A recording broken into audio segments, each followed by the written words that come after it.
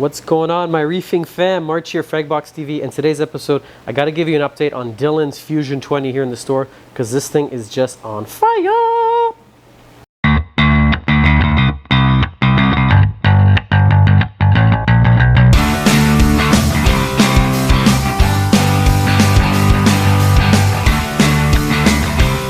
Okay. Well. Welcome back to the channel. Check this out. What is this?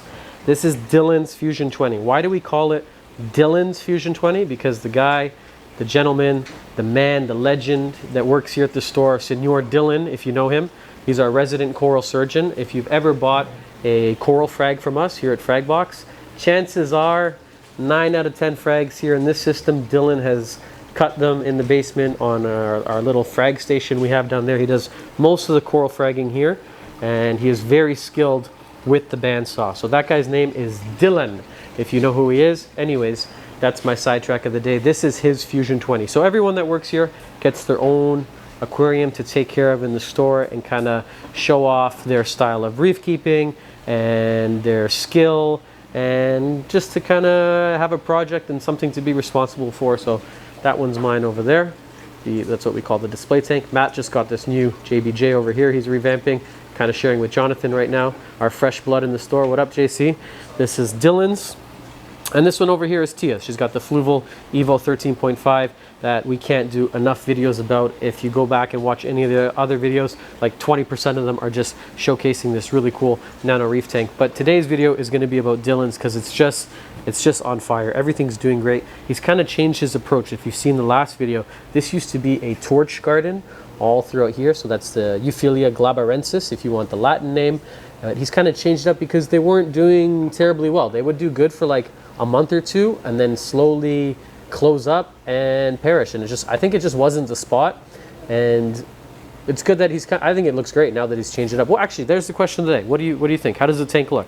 Is this your cup of tea when it comes to reefing? It's a little bit busy. It's a little on the blue side. He's got the black sand. It's a nano tank. What do you guys think? That's the question of the day. You like the tank or not? Let us know how you feel about it in the comments below. But anyways, this is his little hammer garden section that's just phenomenal. So that's one of the cool things about hammer corals, at least this type. They're all branching hammer.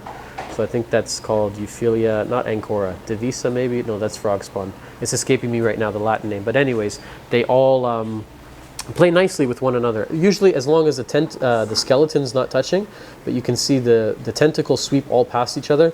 And I don't know how many different colors he has in here. There's 1, 2, 3, 4, 5, 6, 7, 8, 9, 10, 11, maybe 12 varieties of hammer. It's pretty full. This tank is quite packed. When it comes to space, he's got to get really creative now. He's running out of room. Unless he adds more rock, but I'm not sure really where he would, maybe down here. But I kind of love this cliff sort of feature. This is kind of natural looking, like what you see on the reef. I really like tanks that do that. I have the same thing going on over here, just to get sidetracked again. Kind of like dark spaces. You don't need coral covering every single square inch of rock.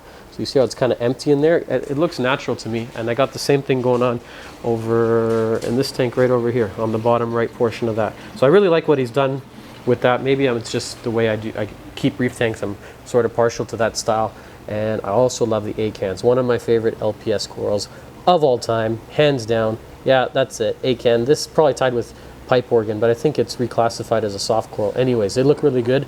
And the same thing with hammers. You can group them together as long as they're part of this family, which is acan lordawensis. So don't try this. Oh no, they got renamed again. Everything's getting renamed, right? What are they, Micromusa? I don't care, I'm old school. You know what? They were that for 10 years. Who gets to decide? So apparently, this is acan Micromusa over on this side. I think recently these got renamed sort of into that family, so you can correct me if you like, but I'm going to keep calling them acan lords just for the purpose of this video. There's another type called acan encanada or enchilada or something like that. Very aggressive, absolutely can't touch. You're never going to see a garden of those because there's a mean, tremendously mean coral with a vicious sting. But these ones play nice together and they have no sting, so you get that really cool kind of garden effect of the hammers and then the acans. And closer to the top is starting to grow some nice, looks like some beach bum Monty or Kung Pao, kind of hard to tell. Oh, in case I didn't mention, on the tank here, he's running an AI Prime, that's the Aqua Illumination Prime 16 HD, next to an Aquanite, which is a little bit less known or lesser known LED light out of China. Doesn't have the same brand or reputation here as the AI, but we've done a video comparison of them also with par reading. So if you want to go back and watch that, excellent light for 120 bucks versus the $300 prime. You know, if I don't show you which is which, you'd be hard pressed to tell which side of the tank is actually running which light. Down here on the bottom, this feels like a very sidetracked video, but anyways, that's how I do. That's my style. Give me a thumbs up if you like it. This is a Favia, I think.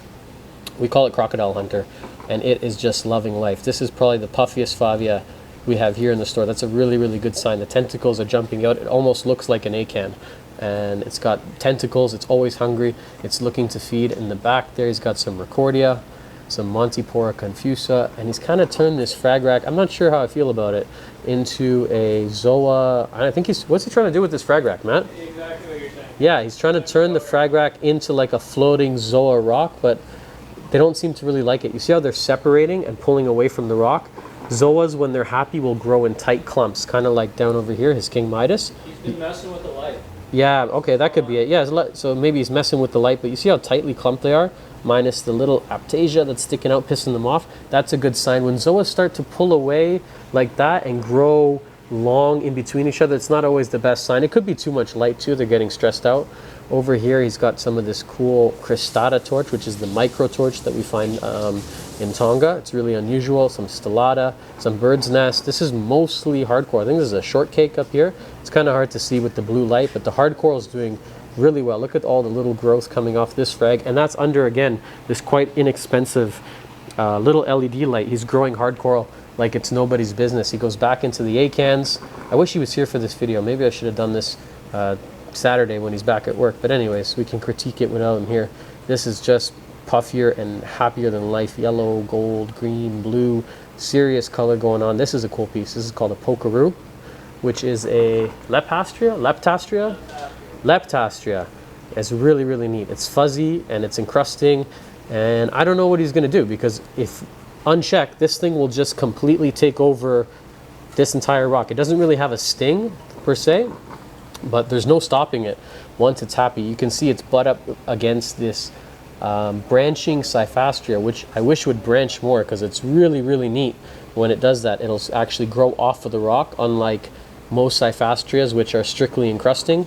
This one will branch out. You get almost the look of a hard coral, like an SPS, without the sort of care requirements that come along with that. Some nice flower pot, Organipora, Alveopora. Kind of hard to tell because they're a little bit closed up. I'd expect them to be a little bit longer than that, kind of, unless they're alves. I guess there's a way to tell. 6 tentacles versus 12 or something. I think 6 is the alve. You know what? I'm not going to talk about it and pretend like I know, but there is a way to tell based on the tentacles. I know that much for sure. It used to be more Zoa dominated, but he's kind of changed his approach, I think, for the better. The tank's looking just phenomenal overall, super clean. Aptasia now finally under control. I think that was with the help of some peppermint shrimp and perhaps a Aptasia eating filefish, but overall looking really good. Let us know what you think below. Cool pair of orange storm clownfish. I think they're orange storm, or they could be mocha storm. Under the blue light, it's kind of hard. You can't really appreciate the true color of fish. Under more white light, you can really see what's going on. But I think that's about it. We've covered it nicely. It's a good little update. What do you guys think? It looks good? I think it looks great. Anyways, that's it for today's video. If you guys got any questions about this tank here in particular, or anything related to reef keeping, I'm going to leave our email at the end so you can get in touch with us, because we absolutely love talking about this stuff. As you see, I talk a lot on the cameras every day, all day, trying our best to do a video a day. Hit us up if you guys got any questions, though. This has been another episode of Fragbox TV.